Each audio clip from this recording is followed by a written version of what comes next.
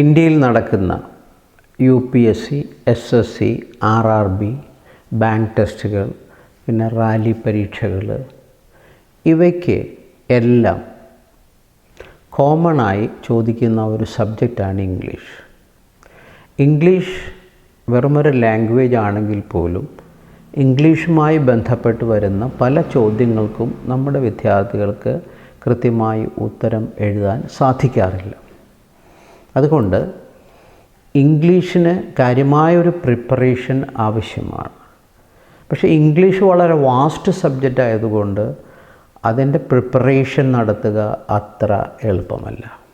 അതിനാൽ അതിലെ പരീക്ഷകൾക്ക് സ്ഥിരമായി ചോദിക്കുന്ന കുറച്ച് പ്രധാനപ്പെട്ട പോയിൻ്റുകൾ, അതും കുറച്ച് ക്വസ്റ്റ്യൻ ആൻസേഴ്സും പ്രീവിയസ് ക്വസ്റ്റ്യൻസാണ് ഉദ്ദേശിക്കുന്നത് ഡിസ്കസ് ചെയ്യുക എന്നുള്ളതാണ് എൻ്റെ ലക്ഷ്യം.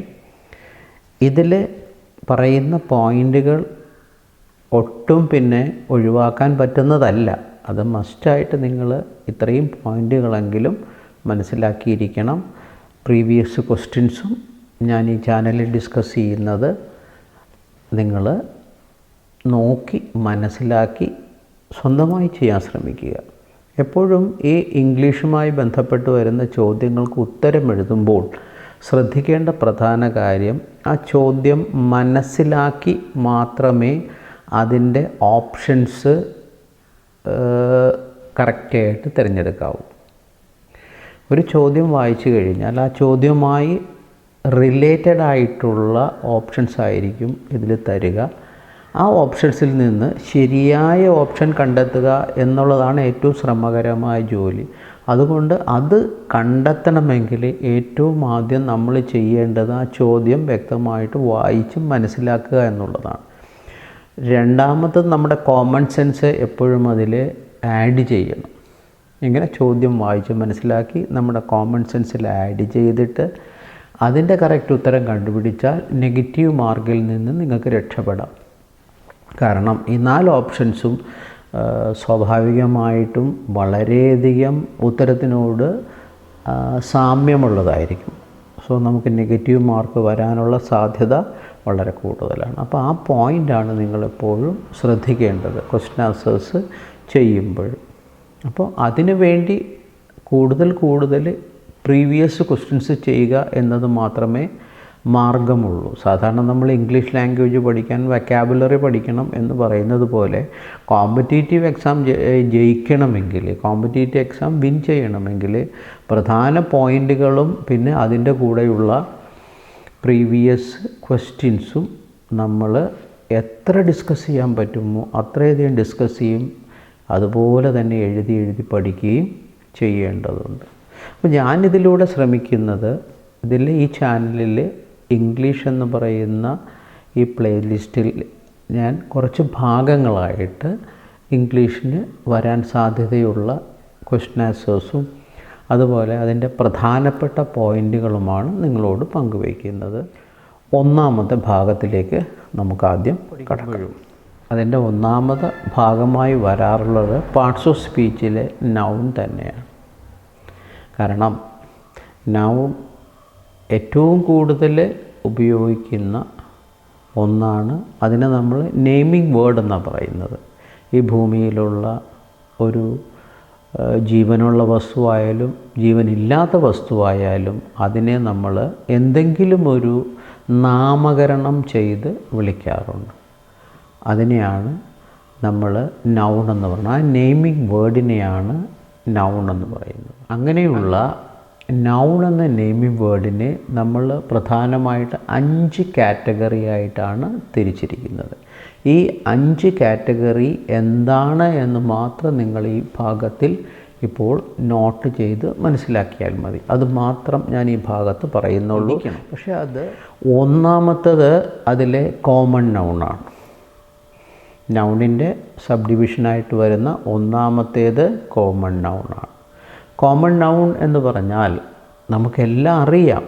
നമ്മളിപ്പോൾ ഒരു കൂട്ടം കുട്ടികളെ കണ്ടാൽ ബോയ്സ് എന്ന് പറയും, ഒരു കുട്ടിയെ കണ്ടാൽ ബോയ് എന്ന് പറയും. ഒരു പക്ഷേ ആ ബോയുടെ പേര് നമുക്കറിയാമെങ്കിൽ അവനെ നമ്മൾ ജോൺ എന്നോ കൃഷ്ണനെന്നോ അല്ലെങ്കിൽ മുഹമ്മദ് എന്നോ എന്തെങ്കിലും പേരിൽ നമ്മൾ ആ കുട്ടിയെ അഭിസംബോധന ചെയ്യും. ഇല്ല എങ്കിൽ നമ്മൾ കോമൺ ആയിട്ട് അവനെ ബോയ് എന്ന് പറയും. അല്ലെങ്കിൽ ഒരു പെൺകുട്ടിയാണെങ്കിൽ ഗേൾ എന്ന് പറയും. അല്ലെങ്കിൽ ഒരു പുരുഷനാണെങ്കിൽ മാൻ എന്ന് പറയും. അല്ലെങ്കിൽ ഒരു സ്ത്രീയാണെങ്കിൽ വുമൺ എന്ന് പറയും. അപ്പോൾ ഈ പേഴ്സൺസിനെ നമ്മൾ കോമണായിട്ട് പറയുന്ന ഒരു പേരുണ്ട്. അതിനാണ് ശരിക്ക് കോമൺ നൗൺ എന്ന് പറയുന്നത്. അപ്പോൾ നമുക്ക് ബോയ് ആയിട്ടുള്ള ആരെയും നമുക്ക് ഈ കോമൺ നൗൺ ബോയ് എന്ന് പറയാം. ഗേൾ ആണെങ്കിൽ നമ്മുടെ നോട്ടത്തിൽ അത് ഗേളാണെന്ന് തോന്നിയാൽ ഗേൾ എന്ന് പറയാം. പ്രോപ്പർ നൗൺ ആയിട്ട് ആ കുട്ടിയുടെ പേര് അറിയണമെന്ന് നിർബന്ധമില്ല. അപ്പോൾ ഇതാണ് ഒന്നാമത്തെ വിഭാഗം, കോമൺ നൗൺ എന്ന് പറയുന്ന വിഭാഗം. ഇനി ഈ കോമൺ നൗണിലെ ഓരോ അംഗത്തെയും നമ്മൾ പർട്ടിക്കുലർ പേരുകൾ കൊണ്ട് പ്രോപ്പറായി അഭിസംബോധന ചെയ്യുന്നുണ്ട്. അതുകൊണ്ട് അതിനെ പ്രോപ്പർ നൗൺ എന്ന് പറയും.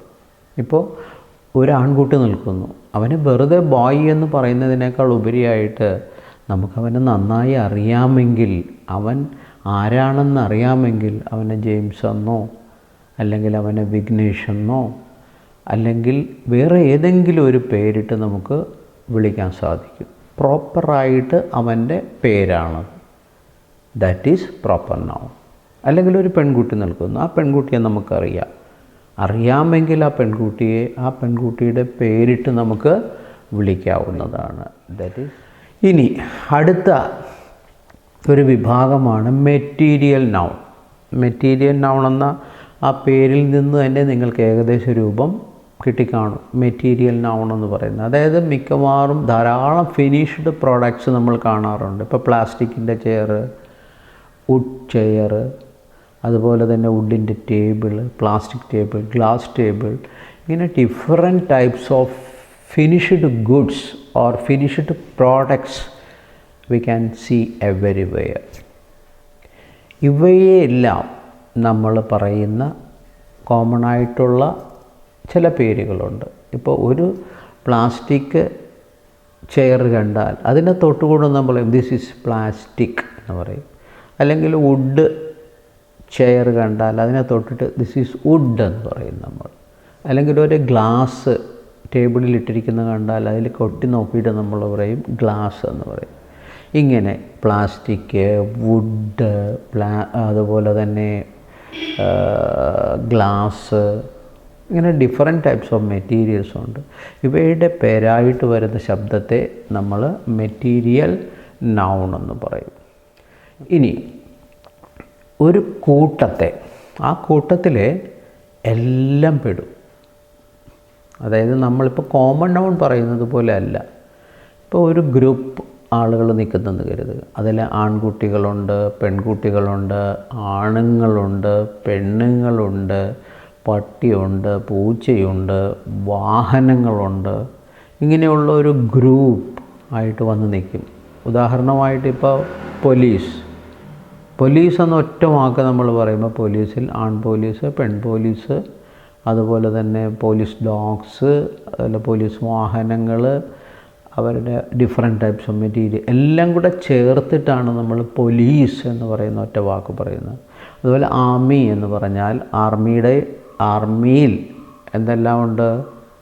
ഡോഗ്സ് ഉണ്ട്, കുതിരകളുണ്ട്, അതുപോലെ തന്നെ ആൺ പട്ടാളക്കാരുണ്ട്, പെൺപട്ടാളക്കാരുണ്ട്. ഇവരുടെ എല്ലാം ഒരു ഗ്രൂപ്പാണ്, ഒരു കളക്ഷനാണ്. അപ്പോൾ ഇങ്ങനെ ആ കളക്ഷനെ കോമണായിട്ട് നമ്മൾ പറയുന്നത് ആർമി എന്നാണ്. ആ കളക്ഷനെ ആർമി എന്ന് വിളിക്കുമ്പോൾ അപ്പോൾ ആർമി എന്ന പേര് ഒരു കളക്റ്റീവ് നൗണാണ്. അല്ലെങ്കിൽ ഒരു ഗ്രൂപ്പിനെ നമ്മൾ പോലീസ് എന്ന് വിളിക്കുമ്പോൾ ആ കളക്ഷനെ പോലീസ് എന്ന് വിളിക്കുമ്പോൾ പോലീസ് ഒരു കളക്റ്റീവ് നൗണാണ്. അങ്ങനെ നാലാമത്തെ വിഭാഗമായ കളക്റ്റീവ് നൗൺ, ഇത് നൗണിൻ്റെ 4ാം വിഭാഗമാണ്. ഇനി 5ാമത്തെ ഒരു തരം നൗണുകളുണ്ട്. ആ നൗണുകളെ നമുക്ക് കണ്ണുകൊണ്ട് കാണാൻ പറ്റില്ല, അല്ലെങ്കിൽ ടച്ച് ചെയ്ത് നോക്കാൻ പറ്റില്ല, പക്ഷേ നമുക്ക് ഫീൽ ചെയ്യാൻ സാധിക്കും. ഓക്കെ, ഇപ്പോൾ ലവ് അല്ലെങ്കിൽ മെൻ്റൽ സ്ട്രെങ്ത്, ഇതൊന്നും നമുക്ക് ടച്ച് ചെയ്ത് നോക്കാനോ അല്ലെങ്കിൽ നമ്മുടെ കണ്ണുകൊണ്ട് കാണാനോ ഒന്നും പറ്റില്ല, പക്ഷേ വി ക്യാൻ ഫീൽ ഇറ്റ്.